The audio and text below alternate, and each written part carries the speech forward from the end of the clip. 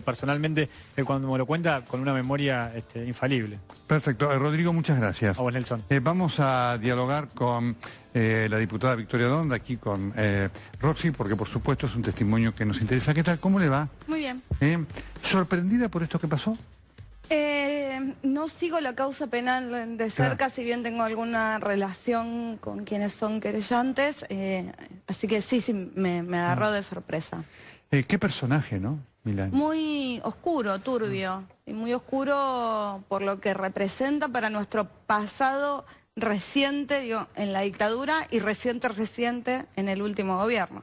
¿Por qué cree que lo defendieron tanto ante tantas evidencias? Porque efectivamente los testimonios tienen esta evidencia, por eso ponía yo el contexto, digamos, con testimonios similares, otros militares están hoy en proceso y o han sido juzgados, ¿no es cierto? Finalmente.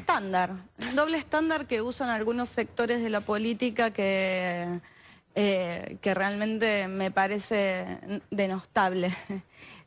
Doble estándar kirchnerismo, porque siempre midieron con una vara a los amigos y con otra a los enemigos. Y en este caso creo que Milani cumplió un rol fundamental, ¿no? Que era el de espiar de forma ilegal.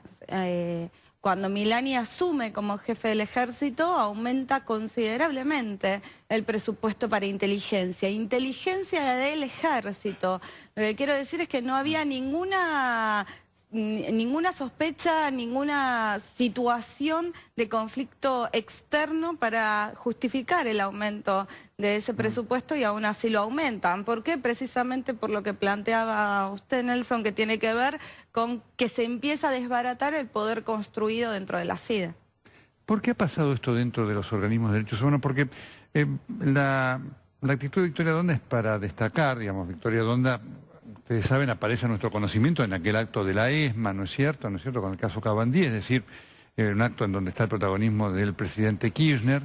Y sin embargo usted mantuvo una actitud de, yo diría, evaluación objetiva, en un momento de decir, bueno, hasta acá estoy y esto lo critico porque hay una utilización distinta. ¿Por qué ha pasado esto que ha generado esta división inclusive dentro de los organismos luchando por este tema tan sensible, ¿no es cierto?, de las violaciones a los derechos humanos? Son evaluaciones me parece que hay situaciones distintas a otras. Creo que en algunos casos, y sobre todo en aquellos más jóvenes, tiene que ver con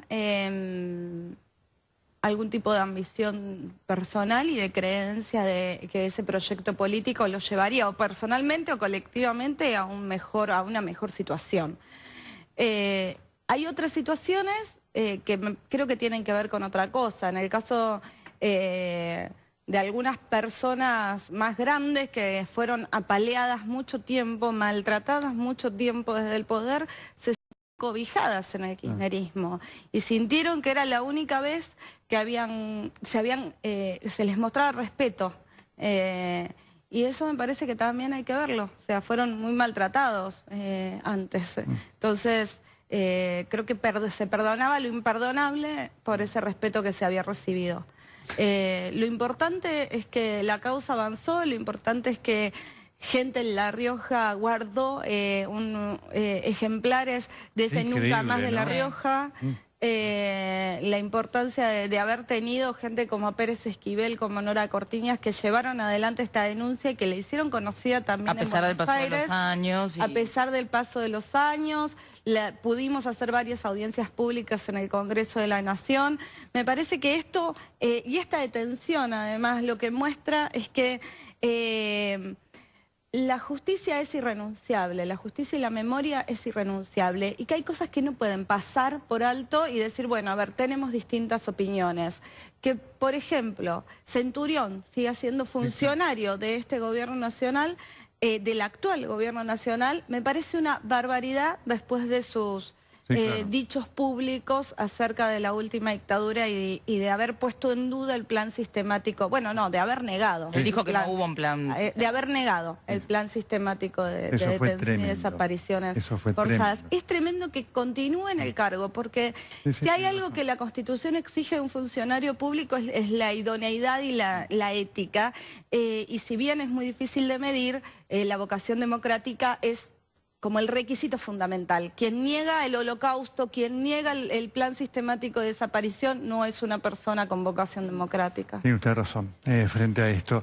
¿Qué personaje además, Milani, de temer, ¿no es cierto? Porque uno lo ve en retrospectiva, el poder tuvo, ¿no es cierto? Bueno, yo estaba leyendo una Sí. entrevista que decía que él no tenía miedo de ir preso, que él no iba a ir preso porque, bueno, no correspondía. Manejaba, El 3 de junio. pero del año manejaba, a ver, un entramado de inteligencia impresionante.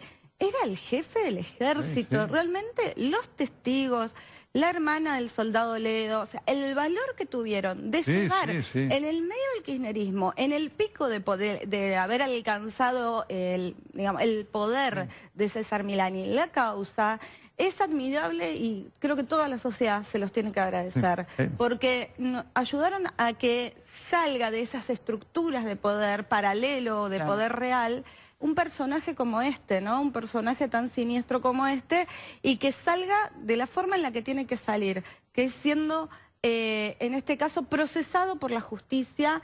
Y bueno, se verá si es condenado o no, pero yo creo que la sociedad ya lo condenó. No, sin duda, ¿no? El valor además que tiene este caso, en el caso de Ledo lamentablemente está desaparecido, es que aquí están, digamos, quienes lo vieron, ¿no es cierto? Y lo cuentan, lo cual es una cosa contundente, ¿no? Es muy fuerte que él lo niegue cuando 2 o 3 personas dicen, no, lo vimos, estaba ahí, ¿no? No, y una persona que evidentemente fue consecuente toda su vida, Sí, claro. digo, en el caso de Milani, porque después continuó con, digo, enriqueciéndose, digo, todavía tiene que explicar, todavía tiene algunas otras causas penales menos graves que esta, pero bueno, explicar el origen de sus bienes, explicar cómo es que tiene la casa que tiene, explicar varias cosas, todavía tiene algunas deudas con la justicia, que también esperamos que sigan avanzando. Era muy difícil para la justicia también avanzar con alguien que detenta una situación de poder tan grande. ¿Le generó miedo a Milani cuando estuvo? Digo, no miedo por usted, digamos, que una persona así hubiera tenido ese nivel de poder. Me dio mucha tristeza, porque me pareció que el 4 de marzo del 2004, para mí, el gobierno escribe una de las páginas de la historia argentina más importantes, y echa luz sobre una parte de nuestra historia muy importante también. Y cuando Milani asciende, también puesto por el mismo gobierno que había bajado los cuadros ese 24 de marzo, me dio la impresión de que borraba con el codo lo que había escrito con la mano y que escribía una de las peores páginas, porque era como volver a decirle a la sociedad, si vos te conseguís un amigo que te tape tus delitos, está todo bien, podés llegar a donde quieras. Y yo no quiero vivir en un país donde podés llegar a donde quieras si te tapan los delitos o si los escondes. Diputada, muchísimas gracias. No, gracias a ustedes. El caso Milani, de alto impacto, a propósito de lo que representa hoy la detención en La Rioja, dispuesta por el juez federal Piedrabuena en una de las 3 causas.